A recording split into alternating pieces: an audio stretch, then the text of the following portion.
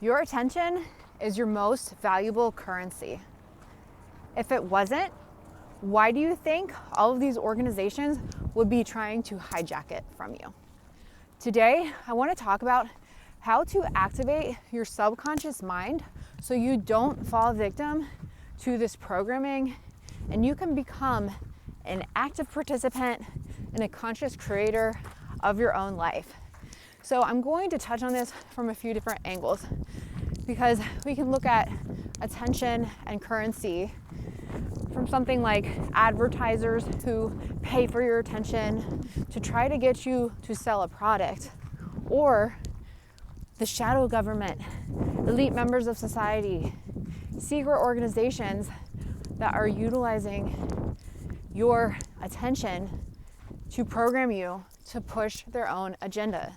It's one of the reasons splitting begins at birth, and in many cases before we even exit the parent's womb. This is a concept that's talked about in a book called The Illuminati Formula, used to create an undetectable total mind controlled slave by Cisco Wheeler and Fritz Springmeier. It's a book that came out in the 90s. I always caution people if they're going to read it. I stumbled upon it by mistake, and it was one of those things that was a very heavy read, and sometimes I wish I hadn't read it, but other times I feel like I did for a reason, and it empowered me and it woke me up to see what's really going on behind things. Now, granted, we have to, take everything with a grain of salt and be discerning about what kind of content we're consuming. So this is, these are just theories that we're discussing today. But one of the things that they talk about in the book heavily is how to program a mind control slave. And when they're talking about the concept of programming, they talk about programming people straight from the mother's womb, starting with the medications that are given to the mother even prior to your birth. So then, as infants, we are born mostly into the hospital system, which is a very sterile and traumatic environment. We're often handed off to handlers, caretakers, other people, and doctors tell parents things like, well, make sure you're stroking and hugging the baby. It's one way to help them develop intelligence. And then there's also a lot of other contradicting information out there that can split our unconscious mind even further, especially when the advice, well-meaning often from physicians, is, well, withhold love and affection if your child is not acting right. Don't respond to a temper tantrum. Don't respond when the child is crying. And then there's probably parents who do respond. So all of that inconsistency in our early birth does have a lasting impression on our psyche, according to psychologists. So when you grow up and start reading, well, this is what happened for me. When I grew up and started to see a lot of signs of PTSD, and that I was clearly still suffering from early childhood trauma that I had mostly repressed, and it was kind of operating like a computer program in my subconscious mind in the background. I stumbled upon psychological literature about attachment styles, which was long before I ever read the Illuminati Formula book, but the attachment styles was mostly talking about our early caretakers and whether or not they come when we're crying. Do they come every time? Do they only come sometimes? Are they consistent when we're calling out for help? All of that can have a lasting impression on our relationships as adults. So anyone who's struggling with their personal relationships, you may have heard of the terms anxious style attachment, fearful avoidant style attachment, or secure style attachment. And understanding how these play out can be really helpful for understanding how you operate in relationships. And like everything that I seem to research, it all seems to come back to how we're, what we've gone through in childhood. So, like I said, I do believe some of this is somebody or systems that are deliberately designed to entrain us or mind control us. And I do think that these greater systems have handlers within the system who sometimes don't understand what they're programming and teaching, and they can act as handlers of the system, which can have lasting effects on our psyche, and their intentions may not always be bad. But understanding what's happening on a psychological level is important, so we will attempt to get into that today. So understanding attachment styles is really important for kind of tracing back to your early childhood trauma. Now, for me, I don't remember what was going on as an infant. I couldn't tell you if my mom came every time I cried or didn't. And I don't think that we're not blaming parents here for how we grew up. This is just part of, one of the things that is mentioned when we're discussing attachment style in psychology. And another thing that I think is very important for people to know about is splitting. And you can think of splitting in the context of psychology as something that happens when our brain splits how we see or perceive someone. So let's say you meet somebody in a relationship, for example, and when you first meet them, they're everything you want. They're the perfect princess or the perfect gentleman, whatever you've been looking for. And everything's going fine and dandy. And then at some point, they do something that reminds you of something in the past. But you're not sure exactly what it reminds you of because you're kind of running on autopilot and you haven't been made consciously aware of these things.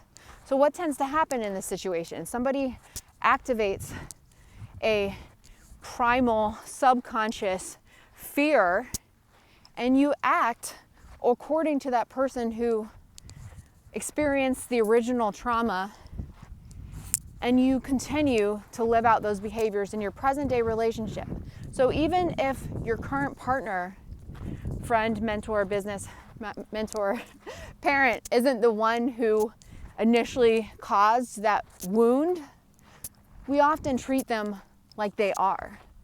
It's something that I hear a lot in relationships when people are talking about relationships. This is like apparently a common thing for guys to say, like, don't treat me like your last boyfriend. I'm not him. I didn't cheat on you. I didn't lie to you. But like so many of us enter into relationships wanting and expecting that we'll find wholeness within that relationship and understanding and somebody to see us. But what often ends up happening is that we enter that relationship sharing the same story of the trauma of the past relationship, and it tends to become a self-fulfilling prophecy that creates that same trauma loop.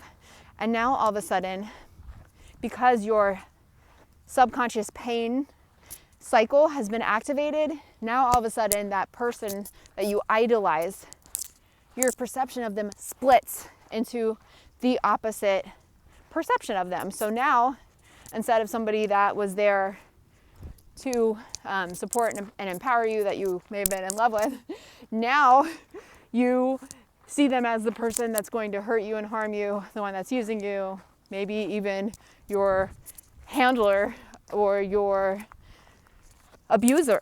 So one of the things that has really helped me is digging deep within myself. And I always say in a lot of my videos that when it comes to reprogramming the subconscious or activating the subconscious mind on our own versus allowing something else to activate those programs in our system, we become super powerful when we're able to become more self-aware. So how does one become more self-aware? Well, first you have to realize what's happening. And for often people, you have to go through certain cycles of pain before you're even willing to look inside yourself and question whether or not you may be the common denominator. So for me, for most of my life, whether that initial trauma was created at birth on that operating table during early childhood surgeries, when a stirrup was whatever those clamps are that grab a baby's head outside of your mother, chopping off that umbilical cord, and if you're a man, snipping you know what. Whether the initial trauma was from that and then maybe early childhood, programming where they come sometimes when you cry, sometimes they don't, or if it was something as simple as the TV that we absorbed because our parents were in the same room playing things on TV, on the radio. Whether or not we had real traumatic experiences, like we were born into bloodline families and we had legit abuse in those families. All of it is traumatic.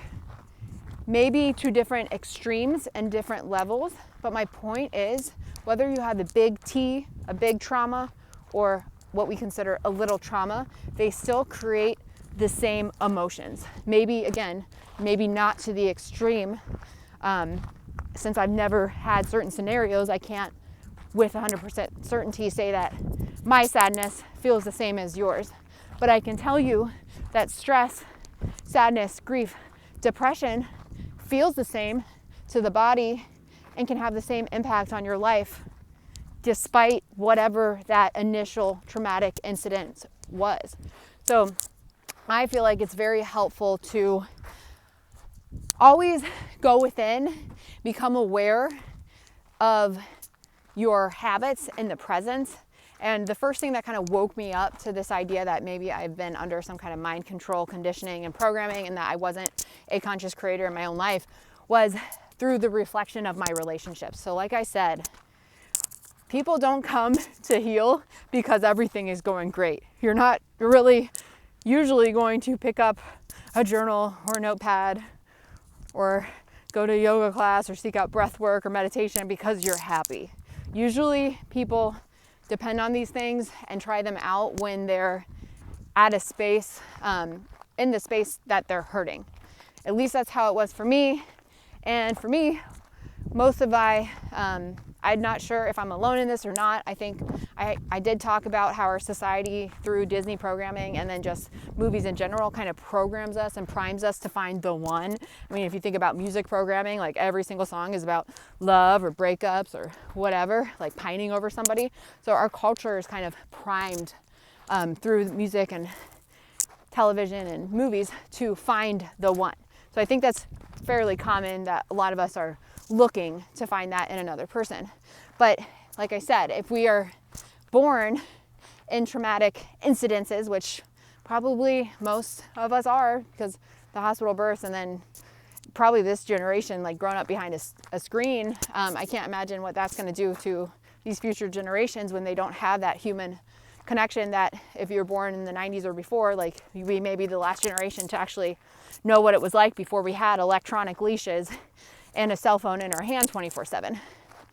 But my point is that all of us have some kind of trauma, and if we're not aware of these programs, oftentimes we're out here like a chicken with our heads cut off, like seeking relief from something, not necessarily knowing what that relief is from, but just knowing that something doesn't feel right, just knowing that there's this feeling of emptiness, but I don't really know why.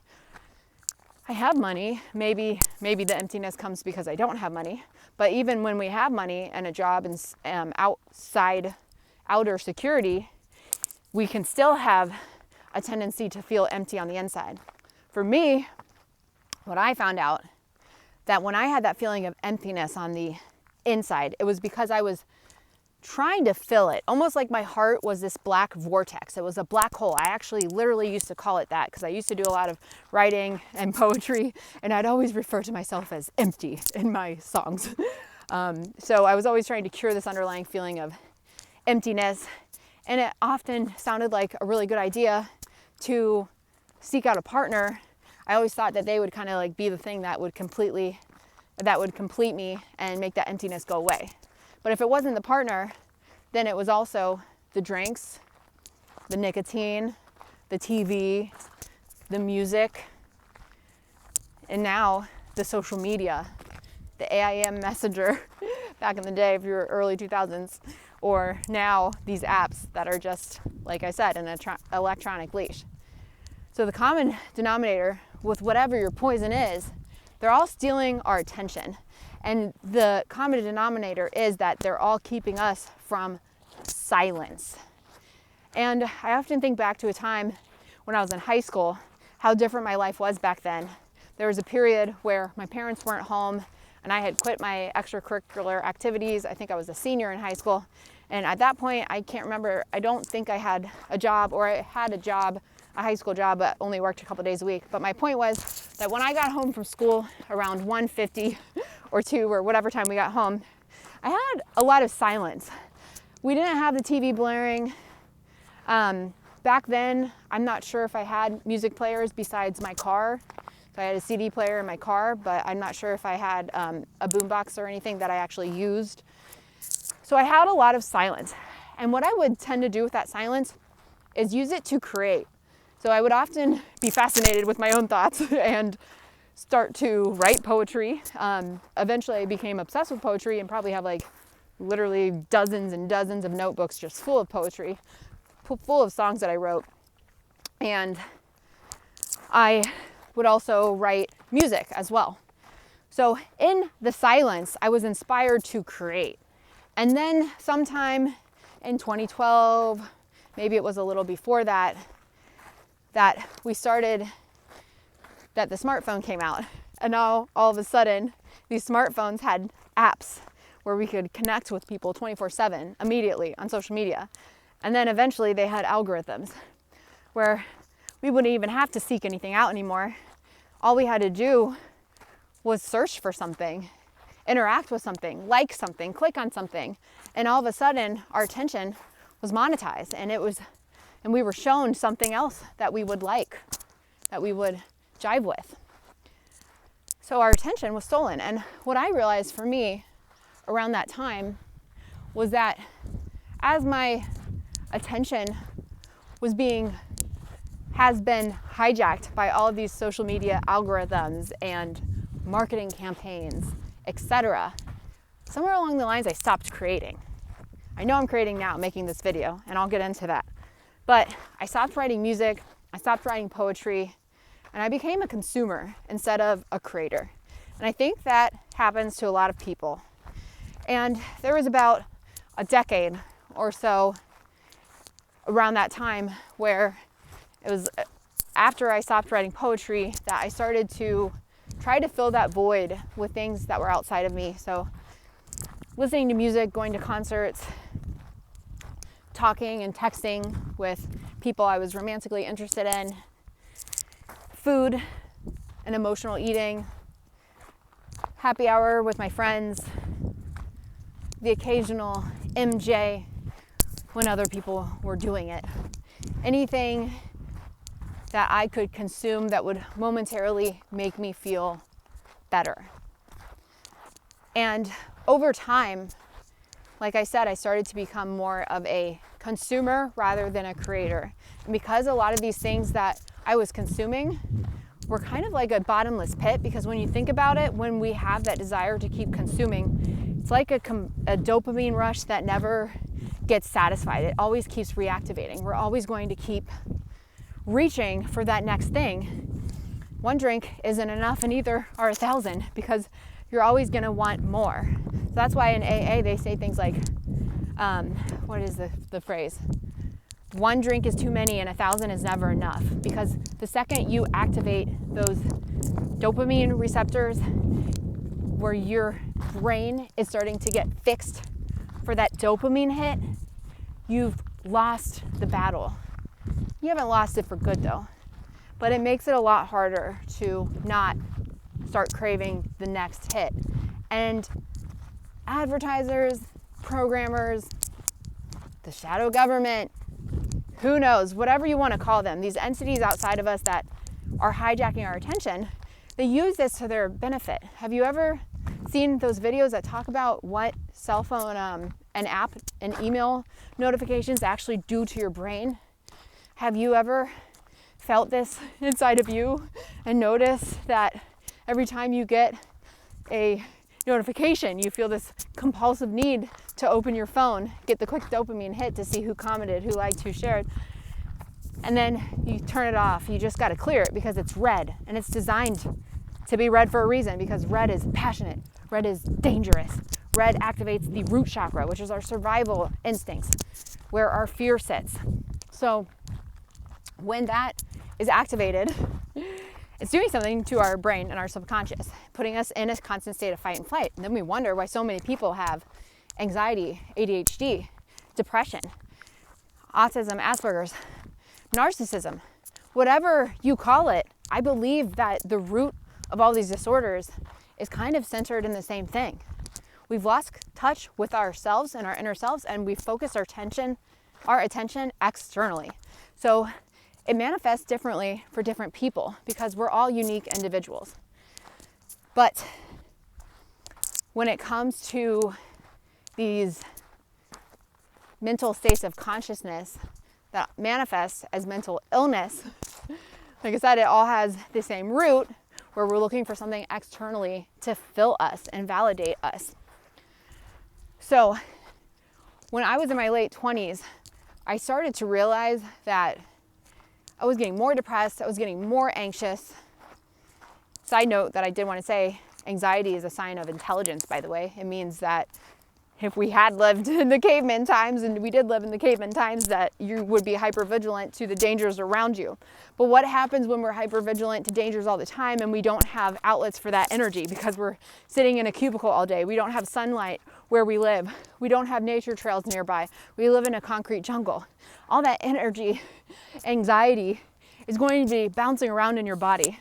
I love the metaphor of a lightning bolt in a glass jar. It just can't be contained, and it's going to shatter. So it's going to manifest externally as mental illness or different kinds of psychological issues, until, of course, we become aware of what's happening and we find outlets for this energy. So back to what I experienced when I started realizing that my anxiety was at an all-time high, I was depressed, I was starting to get a fatty liver because I drank too much, and I was in shock because I'm like, I don't even drink that much compared to all these other people. Like, they're drinking the same amount. Are you telling me everyone who's 27 has liver problems because we drink 6 or 8 shots on the weekends? Like, yeah, that's binge drinking. And I had not cirrhosis, but a fatty liver, which is the precursor to cirrhosis. And you cannot reverse that. You got to get a whole new liver. And those, let's not even go on that subject of how they receive these organs when people need them. Could it have anything to do with missing children? I don't know. But a lot of this stuff is coming up in our media lately because a big light is starting to be shining down on all of these things. So we're starting to see the connections. And awareness and knowledge is power. So when, you start to think of how the system is designed to hold our attention, like what could they, like why? Why do they want to hold our attention? Like I said, to create their own agenda. So a lot of us who feel this depression and anxiety and various forms of mental illness often also stems from the fact that we are intelligent and evolved enough to realize that something is wrong. And then it's like the blind leading the blind. We're going to doctors who, like I said in my last video, are kind of programmed to repeat a certain script for the medical field, and not saying that they have bad intentions or that we shouldn't see them, but I'm just saying there is a specific script and there's a way that they do things, and there are, acceptable ideas and forms of medicine. I rarely hear doctors talking about the holistic options, and God forbid they ever mention something that is not a medication that big pharma can profit off of. They may actually lose their license. So even these doctors who are becoming more consciously awake and aware of these systems that are entrapping and enslaving humanity, they even have a risk of speaking out and speaking truth because they risk losing their livelihood. So how do we break out of this programming? So I feel like I I don't know if I finished my thought about like when I was waking up and having my own journey, one of the things that helped me was the initial pain that I was in, the feeling of hopelessness, the feeling of feeling different, misunderstood, of trying so hard to find a partner to understand, a relationship partner who would understand, a best friend to understand, a job, or make enough money that it would heal me, and none of it did. It was almost like the harder I tried to find comfort in external things like money or love or sex or whatever it was, it made it harder for me to find any kind of fulfillment on the inside, and it just kind of kept feeding this growing hole of emptiness. So what really shifted for me is when I Googled how to love yourself. That's how desperate I was. I'm like, how do people love themselves? Because the thing I'd heard over the years from my friends whenever I was talking about a toxic relationship, it was like, well, you don't love yourself enough. You got to learn how to love yourself and respect yourself. I mean, I was like dating addicts. They were stealing from me, lying to me, cheating on me, like doing all the things like a self-respecting person would not tolerate. And I had an inability to walk away from these people because I didn't want to be alone, and I didn't think that I could find anything better. But the common thing people always said was like, you need to learn how to love yourself. So finally, during or shortly after a breakup and a period of like being alone and like not being able to make relationships work, I was like, okay, well, how do I love myself? So like, let's Google this. Let's use Google as a tool for empowerment. And it gave me a list. On that list was crystals, which I fell in love with, meditation, positive affirmations, exercise, grounding in nature, eating a healthy diet. So since I struggled with food addiction in the past, and I was not a fan of exercising, one of the things that stuck out to me that I could try was meditation and positive affirmations. And when I first started to meditate and try to tune into the silence and make that decision to, all right, I'm not gonna watch TV. I'm gonna meditate for 15 minutes or 30 minutes and get comfortable sitting only with me. So rather than, that very human urge to call a friend, to turn on music, to watch a show, to go eat because you're bored, I sat on my hands and kind of like cold turkeyed it. Like, this is hard, but I'm so miserable. Like, I can't go. Like, rock bottom is when you decide to stop digging. So it's when you consciously wake up in that moment and say, I don't want to feel this way anymore. Something has to give. So for me, the thing that had to give was like, I have to try sitting alone with myself. So I tried to sit alone with myself in meditation, could not quiet my mind for the life of me. So I used this really awesome mala bead technique. A mala bead, mala necklace has, I believe it's 108 beads around the necklace. So somebody taught me this technique where you start at the very bottom of the mala, you put your finger on each bead as you're laying down or sitting down and closing your eyes. And for each bead, you say something positive. So for me at the time, because I didn't know how to love myself and my brain wasn't used to saying those things to myself, my affirmation was, you are loved, or I am loved, I am worthy, I am enough, I am worthy of love, I am worthy of a relationship, I am worthy of happiness, I am loved. So I kept repeating all of these positive affirmations, and you repeat one for every bead until you get around to the very bottom of the necklace again. So that takes about 5 or so minutes of your mind's of a period of time where your mind is completely focused on positive affirmations. You can't think about the ex-boyfriend that didn't call you back. You can't think about wanting another drink because your mind is focused on the affirmation. So that's a great way to start training and activating your self-conscious to focus your energy and attention on something that's going to support you. So over time, because I did this consistently, eventually I got better and better at it. And eventually I didn't have to use the mala bead anymore. So the mala bead was an initial tool that I used to train me to be more positive. And another tool that I use that I really like is journaling, because I would often write about my future self. And it's so crazy to go back and read my notebooks because I'm doing everything that I wrote down that my future self would be doing in 5 years, in 2 years, in 1 year. So of course, when I first started, my goals were a lot different than the 5-year goals. I think the first year goal was like find a loving relationship. or fall in love with somebody. And then the 5-year goal was like, move to Arizona, do yoga and drink smoothies outside every day. And I'm literally like doing all that stuff now. Not now, I don't, I'm doing walking more than yoga, but I have had times where I've, what's it called? Did a little bit of nothing fancy, but just some simple yoga moves outside in the sun. There have been times where I've been on a smoothie fix, drank smoothies. I am into intermittent fasting right now, so I'm not doing the smoothie thing. But just saying that whatever I wrote down back in 2015 manifested 5 years later, right on time.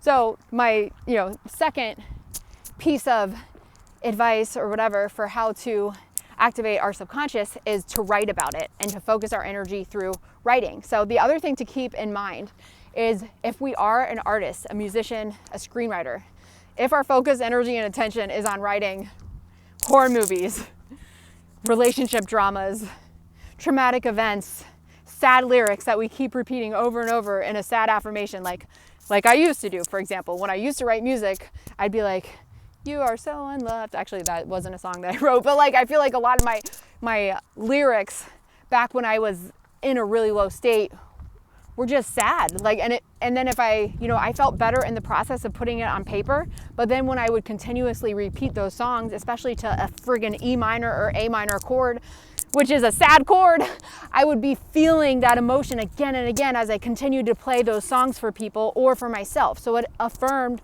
my state of consciousness, which was primarily sad, hopeless, lonely. So over time, I realized how to consciously put my attention on what I want to manifest, and I didn't even call it manifestation back then. It was just like journaling as a tool to feel better, to envision the person I want to come. This is what all the gurus are saying, so like, let's try it out. So like I said, starting with whether it's a physical mantra that you're repeating using a technique like the mala bead necklace technique, or if it's a technique like just journaling and just writing positive affirmations. The best time to do these practices are going to be right before you go to bed. I see a dragonfly. If anyone's watching this video, Google dragonfly spiritual animal or spiritual meaning and see what it means. I just saw a grasshopper too, so that might be a sign for somebody. Like, usually grasshoppers are a sign to take a leap of faith, and dragonflies are a sign about personal illumination, and it might even have something to do with like you're here to make a difference. But anyways, let's carry on. That might be for somebody watching, but and my point was learning how to consciously channel our focus and attention on like who we want to become is very helpful. And that's one of the ways I started to change my subconscious over time. And when I started to shift from writing sad music and sad poetry to consciously writing either happier songs or writing positive affirmations and journal entries of who I want to be, then I started noticing the shifts in my outer life. So I shifted from a person who completely ignored my insides, always seeking to grasp something, whether that was attention from somebody else, whether that was attention on the internet, whether that was music or media to calm the silence, to quiet the silence. When I was living that way, it was like a black hole inside, and I'm pulling energy into me like a vortex, or sorry, that's one way to look at it. But you could also look at it as I'm expending my energy outwards, so I'm ignoring my insides. But the second I started shifting into meditation, into conscious journaling, now all of a sudden, I'm not looking for anything outside of me. I have all the power within, with my own focus, to start creating and being a conscious creator of my own life. So using my attention in a way that benefits me. Because if you spend all your time on your phone, especially these days, you're expending your energy to someone else, to anyone else's agenda. So whether that's a marketer's agenda trying to get you to buy a product to fill that hole of emptiness, or somebody who's messaging you because they don't want to be lonely and they're just waiting for you to be in a relationship with them and give them attention so they can be an energy drain in your life, and you can live under the fantasy that that person's going to be the one to fix you, and then be dumbfounded 6 months later or 2 years later when you've wasted. Nothing is wasted in God's economy. But when you feel like you've wasted 2 years of your life and missed out on your own dreams because you were trying to chase somebody into loving you. Hello, I speak from experience. So by doing the opposite. What did I see? I just saw a nickel. And I'm going to pick it up. Because that's a sign of prosperity. Okay. And good luck. But anyways, making that shift from now being a conscious creator, utilizing tools that are going to help me create the person I want to come. Now, all of a sudden, I'm not at the whim of advertisers, of AI, of an algorithm, of another person. All of a sudden, it's me controlling the narrative of my life, learning how to be a conscious creator. So those are like literally the two most powerful things that you can do to make these kind of changes in your life. And something else that was extremely powerful for me was something that's called a fear inventory or personal inventory. And I've created my own version for you. It's called a fear inventory and belief exploration worksheet, along with a 21-day habits tracker, where we look at high vibe habits versus low vibe habits that keep us stuck. And this is also an exercise in self-awareness, where we can ask ourselves and look at ourselves, take an honest assessment of ourselves, look at our lives on paper and say, how much time, energy, and attention am I giving to these low vibe habits, and how may they be contributing to my stuckness? And also, alternatively, what high vibe habits do I enjoy doing that are adding value to my life? Is it a morning walk in nature? Is it making a daily video, sharing my experience, my words of enlightenment with my community? Is it drinking a smoothie every morning because it's healthy and I feel good? Is it getting morning coffee, which might be a ritual for some people? So it's going to look different for everybody. But if something makes you feel good, and not in a fleeting sense like drugs or alcohol, the escape is kind of good, but more so a conscious feeling of goodness, if you will. So that worksheet is available on my Gumroad site. So the link is in my description of pretty much all my videos. And it's listed at a pay what you can price, because I want these tools to be accessible to everyone. So of course, I highly appreciate your tips. And when I'm paid for my services, highly appreciate it. For those of you who have paid extra, like from the bottom of my heart, thank you so much. But I don't expect that, because everybody deserves access to these tools, and I believe that they can be completely life-changing, and I believe that this is the best time of the year to do them. November and December. And the other thing that's so ironic is, like, in nature, November and December, typically winter time, when we're tired, when it's cold, the sun or the daylight hours are getting less and less. And then we're reverting back into Scorpio season, which is the underworld, which is shadow work season. And then December, which is our belief systems and more optimism and more growth. So what's interesting is that all of the signs in astrology have polarities. So the negative polarities can be, for Scorpio, control, power, jealousy, anger, revenge. And the negative traits of Sagittarius can be overdoing something, addiction, being overly confident about your beliefs and trying to be, and you're prideful about it, where you kind of like force it upon other people. But the other thing I find interesting is that these two periods of the year, which are essential for self-growth, because Scorpio season is the second water sign that crosses the second sign of the zodiac. So the first 6 signs of the zodiac are all about personal development. And once we cross into Libra, Scorpio, Sagittarius, Capricorn, Aquarius, Pisces, then it's all about how we interact with other people.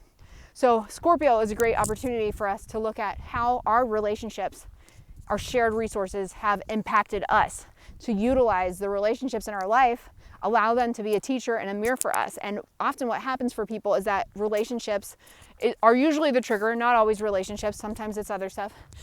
But a lot of times we can be triggered by the people or circumstances around that. Sometimes it's money that triggers us during Scorpio season.